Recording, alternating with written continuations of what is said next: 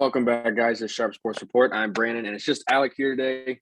Kellen has some prior engagements he had to take care of this evening. Crazy week in sports again. We'll get right into it with all the stuff going on. This podcast is brought to you by Anchor, the best way to podcast.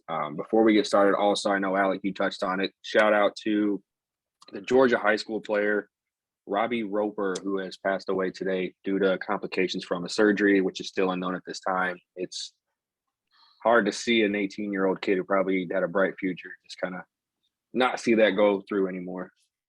Yeah, it stinks, especially. I mean, it's never easy, but I mean, then adding Christmas is this coming weekend. I'm sure that family's going through a rough patch, and like you said, I mean, whenever a young person dies of any way, it's just a huge loss on what could have been. So from everything that's coming out, sounds like the kid was a great dude. Just like to say thank you to him for being a great guy, So just wanted to touch on that and give a shout out to the Roper family. And you got people behind you. I mean, we don't even know you, but just absolutely know that we're thinking of you. Condolences from us to you. Next topic we have to touch on, because the past 24 hours in college football in regards to college football playoff have been insane.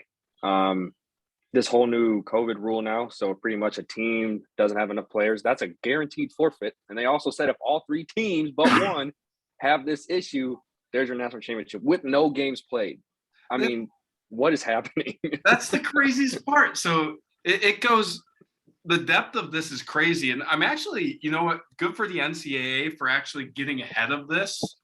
And actually, does the NCAA even run the playoffs anymore? Or is it its own entity? So. I think it's its own entity right now. Yeah. So actually, good on them for getting ahead of this, because can you imagine what kind of mess we would have had if they hadn't and all this happened? So basically, if you haven't heard, it's, if a team in the semifinals can't play and the team in the semifinals they're playing against can, they get an automatic advancement into the championship game. Same for the championship game. If one team can go, the other can't, a champion is crowned. But then, as Brandon said, it goes all the way to if you just have a Cincinnati standing as the only quarterfinal team able to play in their game, they are the national champions. And so the question I ask you is, how valid is that national championship? I mean, if you're a Cincy fan, you are rooting for COVID day in and day out right now. I mean, that's your new team to cheer for, Team COVID. I mean, what a crazy I mean, it's not even just college football. I mean, it's just every sport it's affecting right now. It's insane how much has changed in the past 2 weeks. We already had our first team drop out. Texas A&M dropped out today. Jimbo Fisher was saying we just don't have enough players to put on the field. Enough, I guess, scholarship players to play, which I don't know, but apparently Wake Forest coach said something that everyone was just laughing about. So I don't know what he said. I'm really interested to see what he said. But I think right now your options are Illinois and Marshall, who just played a game. So I don't know how that works. I'm surprised they're not picking someone else who hasn't played. We'll see. The crazy thing, and this is per ESPN, the stat on A&M's, it was COVID and just the amount of players they already have out with, season-ending injuries is what ESPN said. And the number of scholarship players available for A&M for this game is 30. And it said 20 of those guys are offensive and defensive linemen. So I would have loved to see them go out with that roster and just see what they could do. Would have got housed by a speedy Wake Forest team, but damn, that would have been fun. And then now you look at, you have Illinois, who's 5-7, and it would be hilarious if Brett Bielema gets into a higher tier bowl game in his first year at Illinois, even though he didn't qualify for it, gets into a higher tier bowl game than Wisconsin, Minnesota, and Purdue out of the West. What a kick in the nads. That is just awesome. Love that.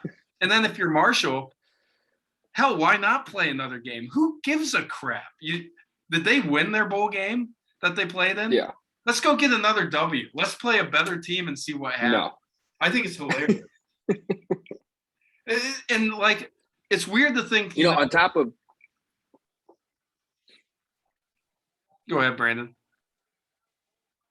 What's up? What were you saying? No, Oh, what were you saying? I was just kind going of cut out there for a little bit. I was going to say it's weird to think like your two best choices are a Marshall team who has played and an Illinois team who's 5-7. An Illinois team who like has looked okay at times this year, but God, are you kidding me? It's just this is what COVID is doing to sports across the board. And to like not even mention like what COVID's doing is having these teams backed out, but let alone like for the longest time, no player wanted to skip a bowl game. Now all of a sudden within the past week, everyone's skipping a bowl game. Kenny Pickett, who's a draft pick right now, skipping a bowl game. Matt Carroll, I'm looking at an updated list right now. It looks like last time it was updated was before Matt Carroll announced he wasn't going to play. Kayvon Thibodeau, Treylon Burks, wide receiver, Arkansas, a lot of big name players that are not playing. So, but this happens every year. I mean, when you're a person, you're no guaranteed going to be drafted. They're just not going to play. So it's not, I mean, on top of COVID and everything else, players leaving, I know we made our picks for bowl games, but what's the point of watching right now? I mean, you're not going to be watching the players that you watched all year. And I get it. You're getting a preview of what's coming next year, but it's just not the same thing. But like with transfer portal, like, is it a preview of what's going to be next year? Like, that's the thing I've been thinking about, because all those names you mentioned are first team All-Americans. Throw in Breece Hall in there also from Iowa State. He's not playing. Yep. And I do just want to say, you know, for the people out there who just trash these kids on Twitter when they make this announcement, it's so much easier to trash a guy when you're not like facing a top 3 round draft pick and the signing bonus that comes with that. You know, get real with yourself. If you were presented with even like $500,000, which is less than the signing bonus, like, you would take the money. If the only thing standing in between you and that money, and let's be real, for some of these guys, it's tens of millions of dollars. If the only thing standing in between you and that money is whether or not you just have to not get injured in the last game, like, I probably wouldn't play. Your teammates understand. They want you to go get what's yours, you know, better your life.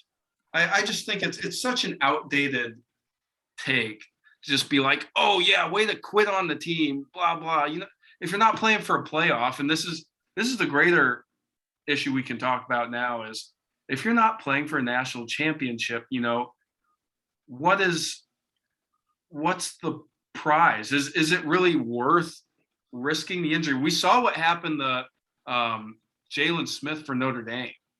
Yeah. Several years back, and Jake Butt for Michigan. Both players just roasted their ACLs in a bowl game that wasn't for a national championship, and their NFL careers are affected by it.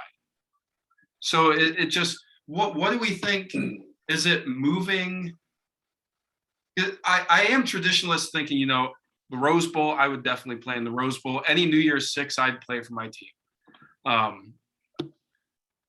But we're seeing more and more now, the players even in those games pull out. Kyron Williams, Hamilton, you said Walker's in the Peach or the Orange Bowl, I believe, against Pitt. Pitt's playing Michigan State.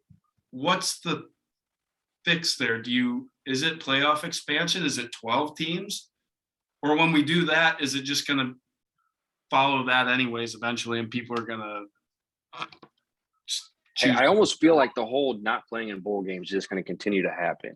Like, the more a player knows, like, hey, I'm guaranteed at this spot in the draft right now, but if I work my tail off the whole, month and a half before a combine, I can boost my, you know, whatever. And then it all comes down to, you know, this whole injury thing too, which is, I think, is coming from this whole preseason thing with the NFL. It used to be 4 games, then it switched to 3 games, and like no starters play in those preseason games at all.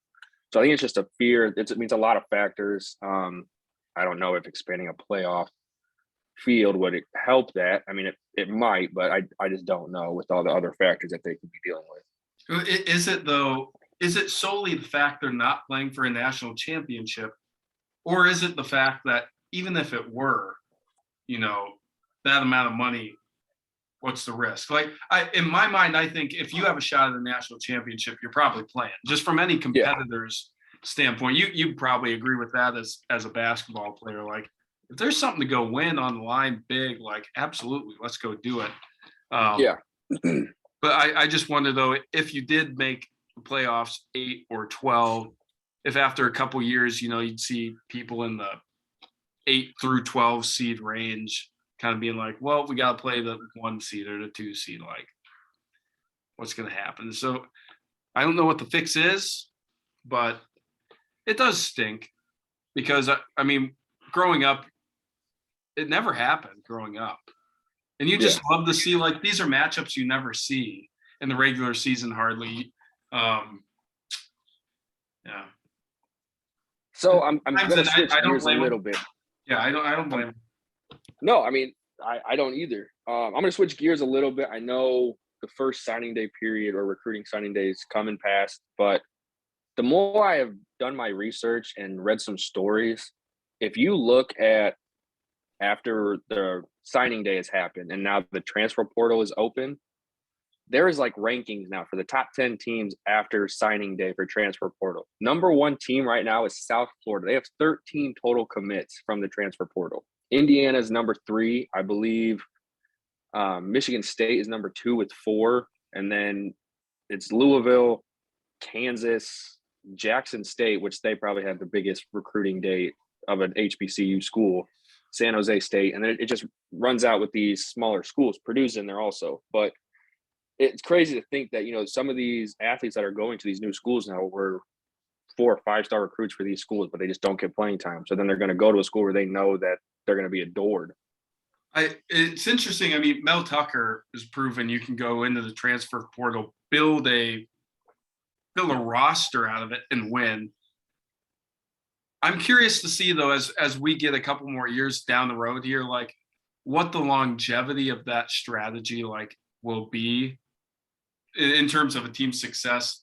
Because every time you do that, now I know Iowa, Notre Dame, lots of successful programs recruit a type of guy that fits into the system that they have and then gets put into the system and kind of churned out as a system guy. Obviously like some teams, maybe filling like 1 or 2 holes in your roster. That's big. That transfer portal can do that for you every year. But some of these teams like Indiana's going to be building a whole new roster. Michigan State's going to be trying to, double back and do it again. I don't know if I'd be too comfortable with my team relying on the transfer portal to win ball games. Like, it's interesting who figures out the perfect balance between them. I think they'll start ripping it up once they do. So we still have some bowl games that we can cover for tomorrow. Tomorrow is the Central Florida Gators game, which I think is just going to be an awful game to watch. I'd rather watch North Texas and Miami of Ohio tomorrow at 3:30. So absolutely. Like what's the intrigue? Central Florida and Florida. They both from Florida. Like that's the only thing. Florida doesn't want to be there. Central wants to beat Florida probably, but they're hot garbage. Like these are the bowl games that just piss me off. They don't need to be there. But hey, shout out to Danny Pinner's alma mater. They're playing on Saturday, the only game on Saturday against Georgia State at 2:30. Sharpe, baby, let's go! Oh, wow, I mean, you could not pick a better game for Saturday to watch. College football. God, Ball State. I love watching Ball State games though. When Maxon gets going, Ball State's my favorite team to watch. They were in a lot of tight games this year. I think their record isn't actually as good of a team. Doesn't resemble as how good they are as a team. And they had every right to go get a chance to win the MAC. They just couldn't win these close games. So yeah, tune in, watch the Cardinals, dude. Mike New has things rolling down there in Muncie. Fun team to watch. Also, congrats to Danny Pinner for getting a shout out from Jeff Saturday. I mean, what better recognition to get than from Jeff Saturday? I mean, the face of your position in the franchise, just going out there calling you out for doing a great job. And now That's awesome. That we said on Monday that O-line was eating. Jonathan Taylor was feeding off of it. That team is rolling. But yeah, for Danny to step in and do what he did, and it looks like he might be getting a start here this weekend as well. I mean, things are looking up for that guy. And again, follower of the podcast, always give you a shout out, dude. Good job. We're proud of you. So we're going to change to NFL because Kellen wanted to talk about it when he was here. He did pick the Eagles to win. Oh, and he, you know what? Wait, hold on. We didn't give any Missouri Army predictions here. You can't skip over that. Oh, my gosh. Okay, listen, first off, Missouri doesn't have their starting running back. He's opting out. This is perfect. So Army's going to win by like 17 points tonight. Let's go. Army's taking down the SEC. That's all I wanted to say. I don't know the quarterback's name for Army, but apparently the kid's got an arm too besides running. So it'll be interesting to see what Army does, because typically it's Army Navy option run. That's all you have to deal with. This kid can throw the ball too. I think he had 5 passing touchdowns, which, you know, it's not going to blow you away. But for those schools, I mean, that's out of the ordinary after that. Yeah, they're fairly multiple, and it's, again, it's fun football to watch if you want to get kind of a throwback look at. They run almost more of a Nebraska-y style of option now, where the pass is like actually part of the option. I literally would equate them to a Nebraska 90s team, just they don't win as many games, and that's the only positive I will ever say about Nebraska on this podcast. So there you go. See, it's funny you talk about Nebraska. I just want to touch on Scott Frost. Did you see the recruit's name that he recruited? The coldest, dude. Yeah. Oh, you could not have a better recruit signing with Scott Frost from Nebraska. It's perfect. God. Name recognition. That's why they sent him the letter, baby. Receiver. They got a problem too, though. They got kids just flowing out of the building. They're trying to get people to come in. And the last thing we will say about college football, keeping it with the Big Ten, shout out Tyler Linderbaum, center of the Iowa Hawkeyes. Looks like he's going to be a first round, if not top 10 pick in the draft this year. If he chooses to leave, he hasn't come out and said it yet, but in the summer, he decided to make some merchandise that 100% of all his NIL money would go to the Children's Hospital towards researching cancer. And the dude's goal at first was $5,000, and it kept going up, and he ended up making $30,000 that he walked with a giant check to the hospital and said, "Here you go." That if college sports was full of that guy, if the world was full of that guy, what am I talking about? Everything would be a better place. Tyler Linderbaum, well done. Way to represent the Hawkeyes. Yeah, go Hawks. Good luck against Kentucky, you know, New Year's Day. But hey, we'll talk about more on that game when it comes closer. Absolutely. Before I forgot to bring up Missouri and Army and Tyler Linderbaum. The Washington football team and the Philadelphia Eagles played last night. Kellen was beside himself. He was updating me constantly on that game. He was cussing me out through text messages. He could not believe what was happening. And all of a sudden, why am I not a part of this conversation?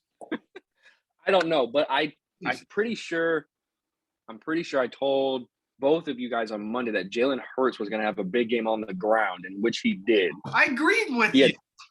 He had 2 rushing touchdowns. They come back and win, but it's the Washington football team. But hey, shout out to Garrett Gilbert. He was on the Patriots practice squad, I think, a week ago. Gets signed by the football team, has a great game. But Kellen did say if Sanders ran for over 100 yards, they would win.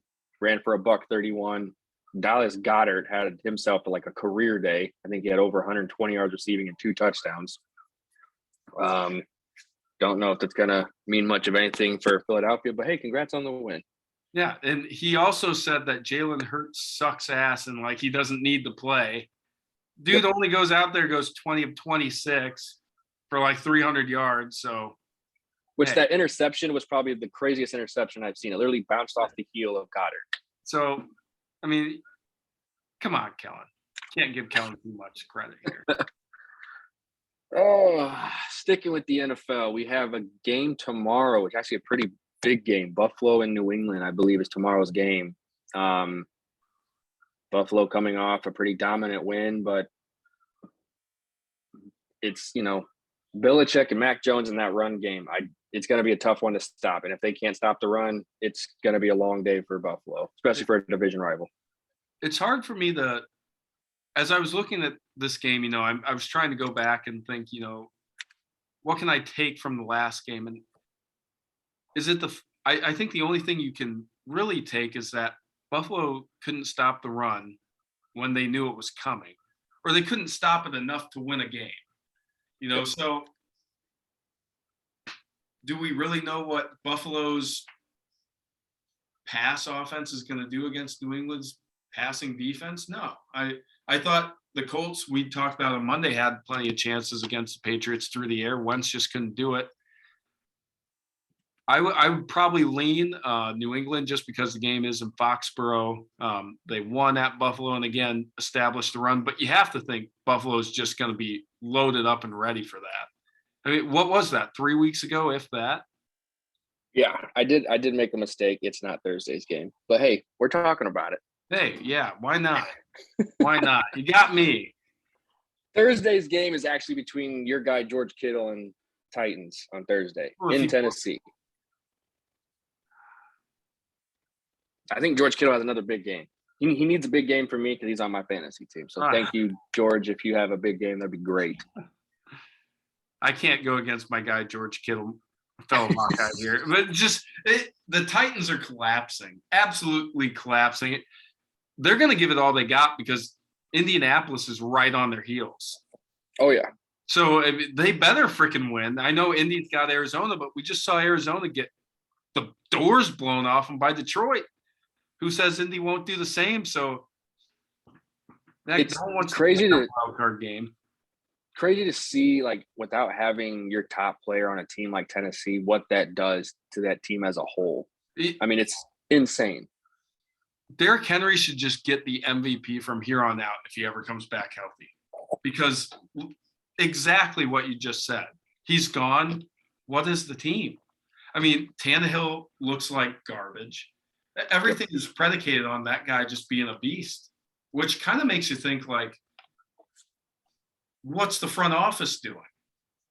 If think of it as, you had a stock portfolio. If you're putting all your coins in one, asset, and it just goes to shit, like you're screwed. Yeah. That's literally what their team is this year. It seems everyone's falling apart. Even the defense isn't playing all that well. And they got dudes. I don't understand. Oh, yeah. I mean, everyone was super hyped about Julio Jones going to Tennessee. I mean, the dude's like, what, in his 12th year, 13th year? He's getting up there. I mean, I get it. He's still, he's 6'6"? I mean, he's a big dude, but he's not going to keep up with the youngsters anymore, especially on the defensive side. But COVID is rearing its ugly head in the NFL as well, with a bunch of people on the COVID list for this week. I believe Tyreek Hill is on the list for you're Kansas sitting City there smiling because we're playing you guys this week. It doesn't matter. Kelsey can come back because he's vaccinated. I have not. Yeah, it's all right. I have not heard if Tyreek Hill is vaccinated or not, because supposedly if you're vaccinated, you get a positive. As long as you get a negative, I think the day before the game, I think you're allowed to play. Tyreek Hill, I'm not sure. Only thing I'm going to say is that I found out today that Pittsburgh will not have Devin Bush, the young stud out of Michigan. He is on the COVID list. But I will say, though, I don't know why TJ Watt is not considered one of the best defensive guys in the league. I mean, the dude is absolutely a stud on the defensive end. Well, he hasn't been 100% healthy, though, right? No, he's been off and on. But even when he's on, he's setting records just for that game. I mean, he had a record performance last week. I mean, the dude's ridiculous. Sure. I think, though, everyone just kind of molds out. Like me personally, when he's just been injured. So in my head, like, I know he's a great player, but I'm thinking of other guys I'm seeing week in, week out. I completely agree with you. And I know you don't like talking about Kansas City, so we're not going to go more on that game because you think it's a curse right now, so it's fine. We'll move past it. It's all good. Yeah, we're rolling right now. Cleveland going to Green Bay. Is Baker Mayfield – I mean, is he the answer in Cleveland, or do they just have to move on? Man, it's a weird question. I would love to say yes, but it hasn't happened yet.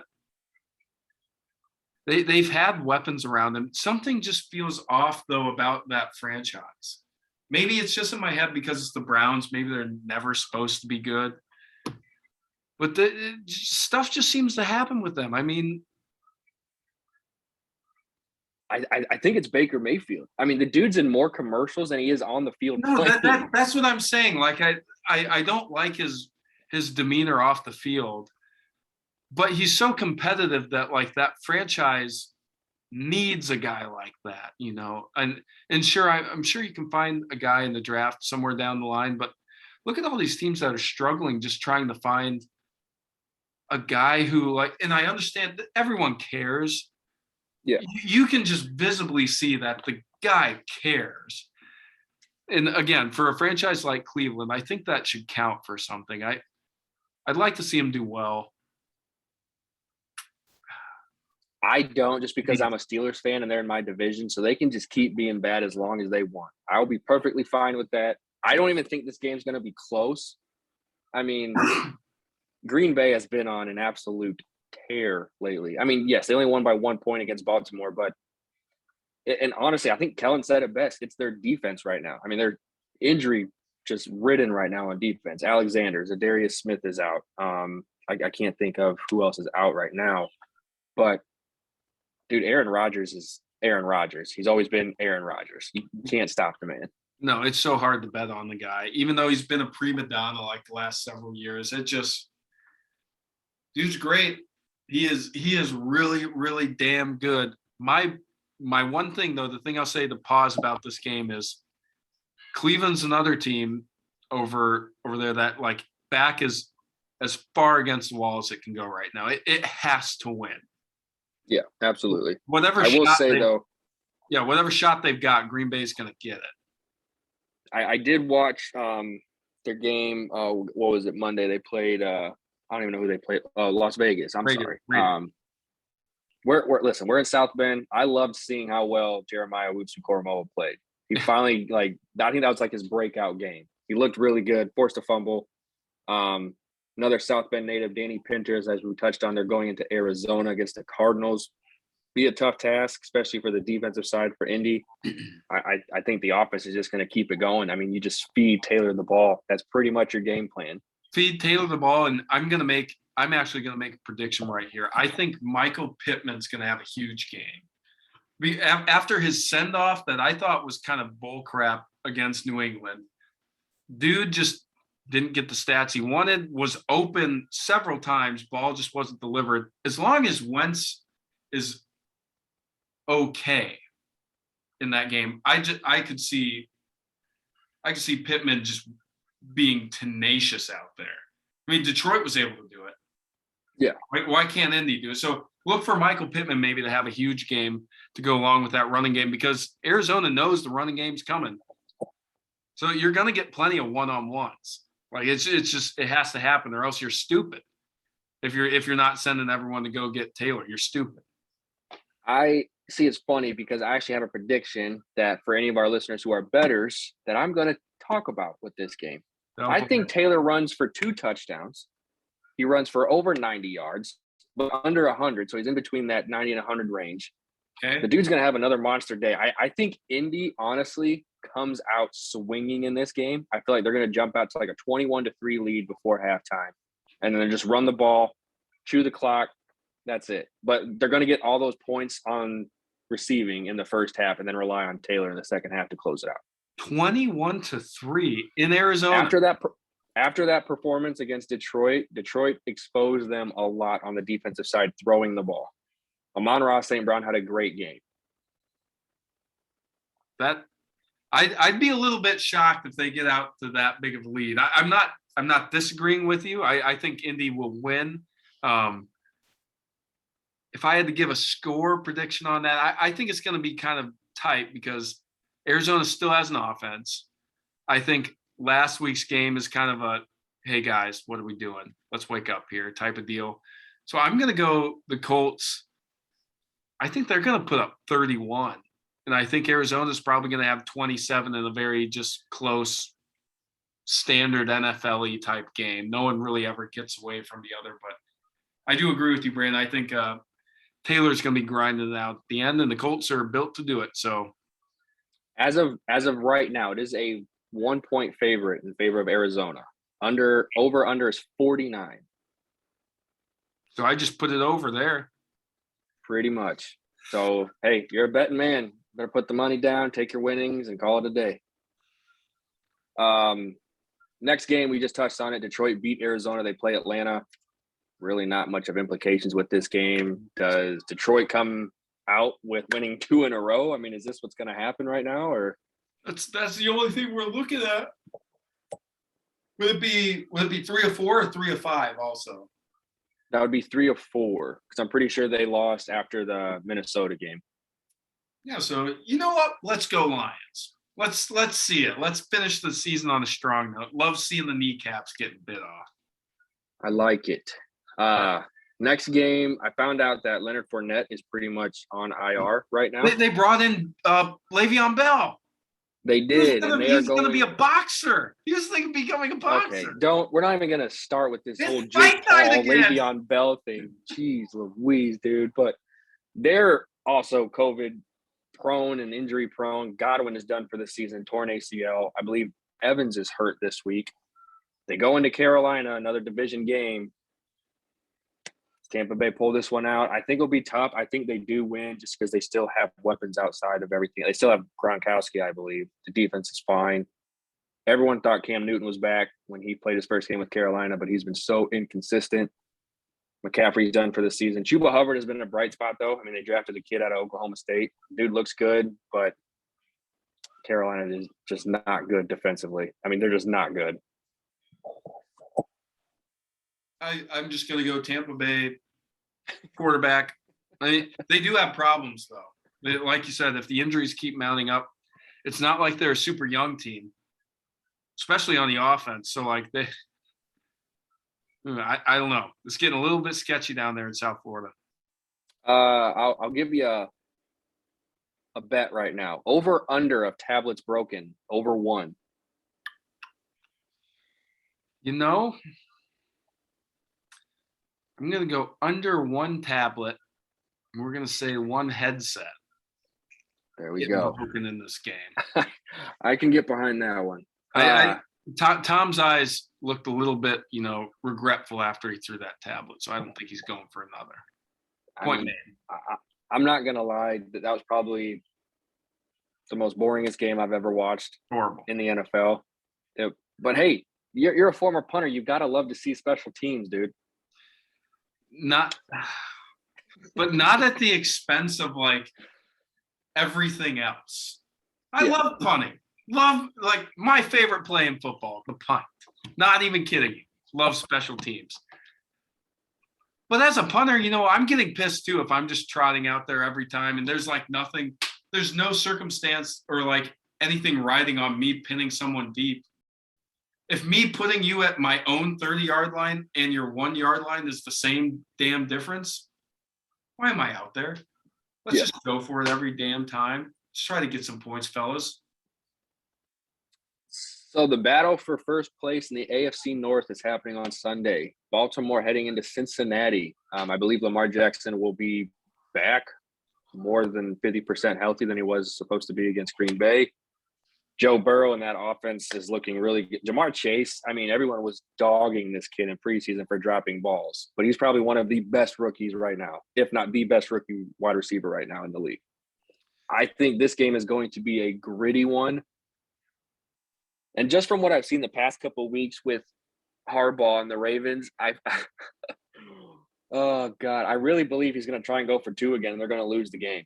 I feel like this is what's going to happen. I have the feeling too that I haven't made up my mind yet either on whether I would have gone for 2 in both those games, but you just get the feeling that those are going to play a big role in, like, the storyline's already building. Baltimore misses playoffs because of 2 missed opportunities. But I don't know. To me, this game just feels like a game where, like, if Vontae's perfect, we're still playing like he'd be taking someone's head off, getting kicked out of the game. Oh man, I I'm going Cincy, just because, like I said, that storyline is just out there for the picking already. I think it's going to happen. So I see it was tough because I was thinking. So you saw how Huntley played in his previous two games, not even back to back. Do you almost think about sitting Jackson another week to give Huntley a chance? I said it on Monday. I absolutely would, even if it's because I understand you can still make the playoffs, but you also have to like factor in. We talked about Jackson is that team's greatest asset, and his legs, in particular, are the greatest asset to Baltimore. So if you are hesitant at all about this guy being able to protect himself because he's in any way like held back by an ankle injury or leg injury, Huntley played plenty fine. It looks like he could give you a chance to win anyways. So yeah, I mean, if you really think you could possibly win with Huntley, I would absolutely play him and just protect Lamar Jackson. I know people will give me pushback on that well, if the whole point is to go to the playoffs with Jackson anyways down the road, go do it now. I don't know. I see it being way, way, way more prudent of a decision to think about the future while still not giving up on the present. Huntley's fine. yeah. So there's one more game. I know there's a bunch of other games. We already touched on Buffalo and New England, but the other games I'm looking at right now are just horrible. I think it's like Jacksonville and Jacksonville and the Jets, awful. Giants, Eagles, awful. Chicago, Seattle. Seattle's season is done. This will be the first losing season under Russell Wilson that Seattle will have. Yeah, and then Denver and no, he was not good the other night. Is this the last time we see Wilson in a Seahawks jersey? It wouldn't shock me. No, not at all. I think he'd be wanting to get out of Seattle. He almost went to Chicago. Could you imagine him with that offense, though? No, I have no faith with Chicago anything. Like zero. They were horrible against the Vikings, dude. The defense is trying to do everything they can. It's like watching an Iowa game. The defense is doing everything they can. The fans are starting to get behind them. Then the offense comes out and just goes backwards. And, it's so bad. Then they muff the punt. Oh. See, I feel like a lot of that is coming down to now the ownership of Chicago and Matt Nagy. I think they just need a whole new everything. It's always been the ownership. They're insane. They're owned by like a 98-year-old woman. Like, hey, same thing with Detroit, but hey, look at them. They just beat Arizona. Man. But no, like the last game I want to touch on, because it actually seems interesting to me just because I feel like this team always shows up in a big moment. You have the Rams going to Minnesota. Minnesota is not a bad team. I mean, they lost last second to the Lions by a great drive by Goff, but the defense is really good. I think Harrison Smith is a very underrated defensive player in the league. But you're at Minnesota. You guys, I mean, that crowd is insane. I've only heard of stories in that crowd. I think it's going to be a great game. I think Rams squeak one out, but I wouldn't be surprised if Minnesota wins. I got a bunch of fraternity brothers who are from Minneapolis, and they go nuts for Vikings football. I think Minnesota's going to win because if you look back at their schedule, they've had so many close losses. Like, they are a solid team. Kirk Cousins gets a lot of crap. I honestly don't think he deserves as much as he gets. I think this game is ripe for Minnesota to just take. It's just the fact that it's in Minnesota. I could honestly see them actually winning big for no other reason than just feels like it's going to happen. Like, you just get feelings sometimes, and that's what the feeling that I have right now. Yeah, I feel like this is when it becomes that disadvantage for a team that has to wait till Tuesday to play, because now you only have that 4 days of rest to do anything. But staying with the Rams, I mean, I was listening to Sports Talk. I don't know who it was this morning, but they made a great point about Cooper Kupp should be in the running for MVP. This dude leads the league in receiving, like every stat you can think of: receptions, yards, touchdowns. The dude cannot be stopped. Well, his 2 touchdowns were the difference in the game against Seattle. That game was honestly, that was close to fourth quarter. Even in the fourth quarter, I mean, the Rams scored 10 points in the fourth quarter and ended up winning 20-10. And Cooper Kupp had both touchdowns. So he's a difference maker, man. That offense is fierce when he's in there, and it's kind of weak sauce when he's not. So I agree with you. Also, another shout out to Notre Dame alum Ben Skoranek getting the start for that game also last night. Looked really good.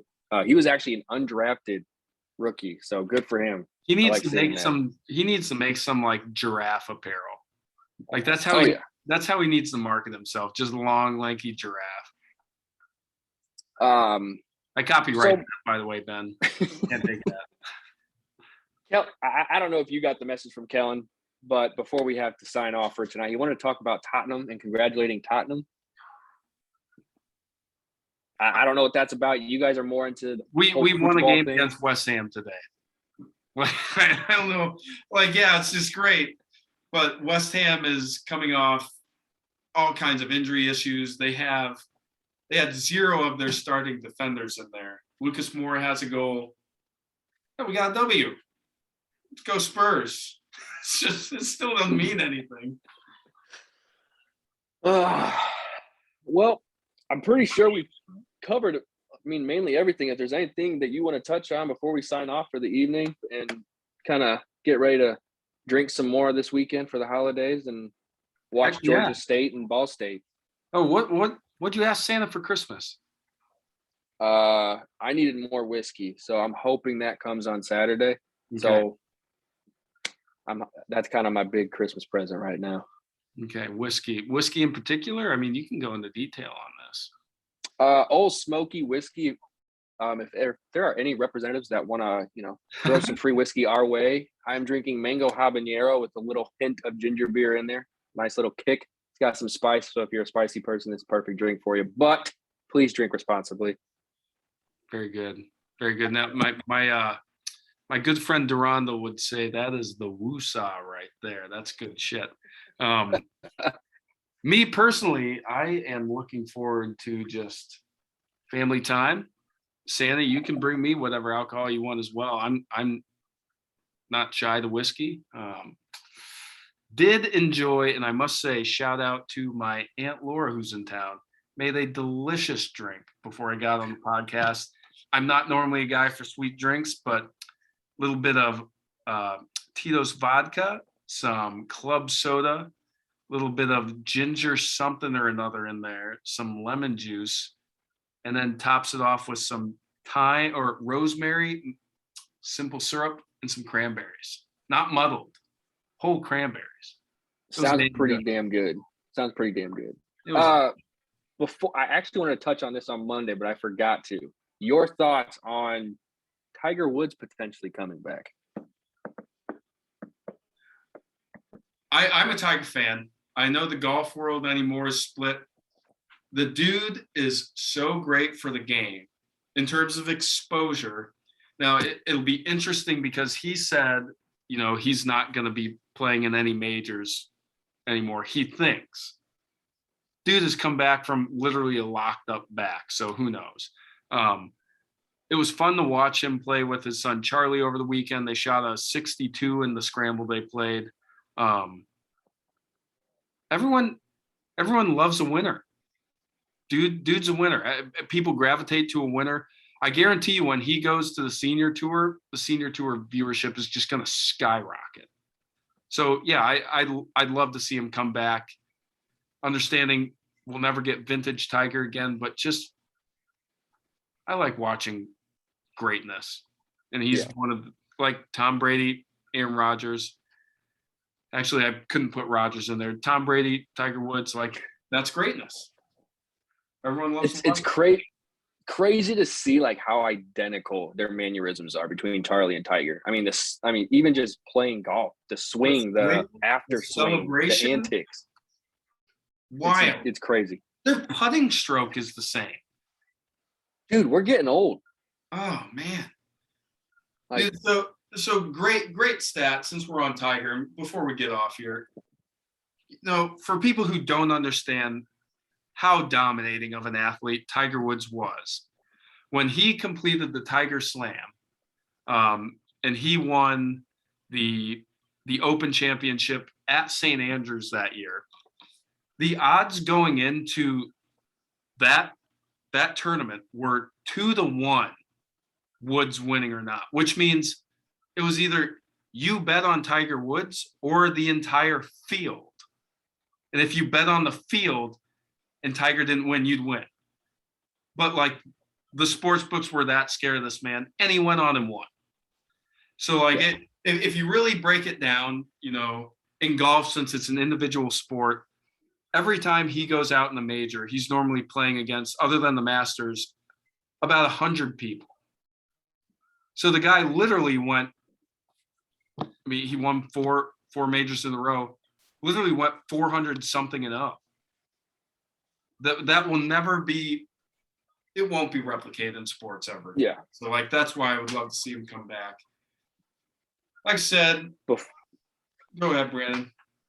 No, I was just going to say, like, before we sign off, I'm actually going to give our listeners and you, because I talked with Kellen about this. Ooh, let's go. What do we got? So, over the weekend, I want you to really, like, think about it and really let it ponder. So, for all of our viewers, Kellen and I get into constant battles on who is the GOAT for NBA. Is it Michael Jordan? Is it LeBron James? So, after doing further research and just kind of pondering and sitting and thinking, I'm probably swaying my pick right now of who the GOAT should be. And I'm going to throw Steph Curry in there. Not just from him beating the three-point shot, but as of changing the game as a whole, as how Michael did back in the day. You have Steph Curry, who has completely changed shooting, where you've never had to worry about someone just crossing half court and pulling up like it's a layup. Now you have to. This dude is on – listen to this. After beating Ray Allen, he beat his three-point record in 578 games. He is on track to shoot over 5,000 threes in his career. That's all I'm going to say. I still don't agree with you. That's fine. No, that's fine. Listen, I'm just saying, as far as changing the game, LeBron's stuff that he's doing right now at his age, ridiculous. Lakers suck right now, but he's playing great. Let me. Steph Curry, though, changing everything. Let me really quickly. And Jay Will and Stephen A talked about this. And Stephen A, because Jay Will was saying what you did, Steph fits the mold of the guy who doesn't look like an elite level dude, baby face, whatever, like gives inspiration to people to go out and just shoot, and has changed the strategy behind the game. Maybe. Let me give my best Stephen A. What are you talking about? Maybe. Wait, let me give my best Stephen A. Steph wasn't getting kids to bring their basketballs to the park. When Michael was playing, he was getting kids were bringing their balls. They just got a basketball. They went to the park and played. That's when basketball got big under Michael. What are you talking about, Steph? Michael Jordan. Michael Jordan, folks. I don't care. Maybe LeBron. Make the argument for LeBron, but Steph won't be there. Steph Curry's on track to have like 8 rings. That's it. All I'm going to say. But, hey, Merry Christmas to everybody. Happy holidays. Spend time with family. Enjoy your time off. I know for us here, the weather's actually going to be pretty decent. I think it's in the 50s and maybe a chance of rain. But you guys enjoy your weekend. Spend time with family. Drink up if you're old enough to drink up. If not, hey, have some eggnog. That's fine too. Go Hawks. But I've got nothing else to say because I'm about to blow my shit right now on this Michael Jordan, LeBron thing and Steph Curry. But you know what? I'm fine. I've had my glass of whiskey. I'm mellowed out. We have a huge bowl game on Saturday. Danny Pinner, good luck to you on Sunday, my man. We're pulling for you. Go Hawks. And chirp, chirp.